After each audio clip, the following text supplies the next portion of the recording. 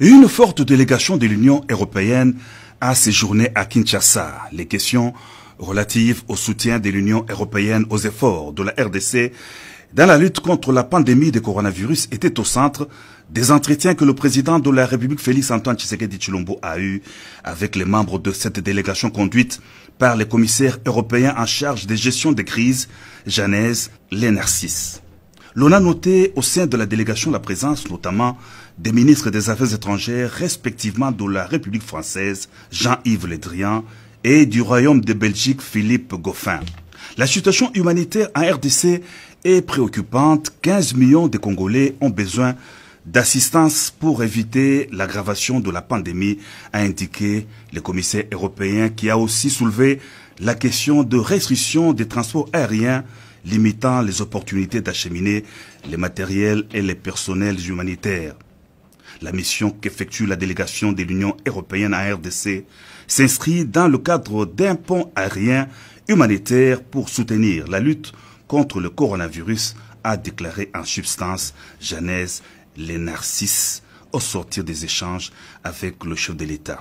L'aménagement de Lumumba-Ville en territoire de Katako-Kombe à l'occasion des 60 ans d'indépendance de la RDC et des problèmes majeurs du Sankourou et de sa population ont fait l'objet des doléances soumises au chef de l'État par une délégation des députés de cette province. Selon le porte-parole de la délégation, l'honorable Christophe Lutundula, les élus du peuple du Sankourou ont demandé au chef de l'État d'appuyer les actions du gouvernement provincial face aux préoccupations majeures de la population relatives notamment à la crise institutionnelle, à l'encadrement et au développement de cette contrée du pays. Les bureaux des communautés économiques de l'Union africaine étaient en réunion le jeudi 11 juin 2020, présidé par le chef de l'État sud-africain Cyril Ramaphosa. Président en exercice de l'Union africaine, c'était au tour du président de la Commission de l'Union africaine Moussa Faki de faire le briefing sur la stratégie de l'Afrique contre la pandémie de la Covid-19 à l'intention des participants à ce télétravail.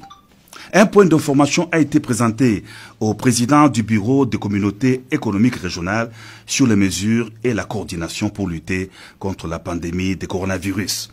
Après discussion des sujets abordés au cours de la réunion, il a été présenté la voie à suivre et les recommandations sur la tenue de la 37e session ordinaire du Conseil exécutif et de la deuxième réunion des coordinations à mi-parcours.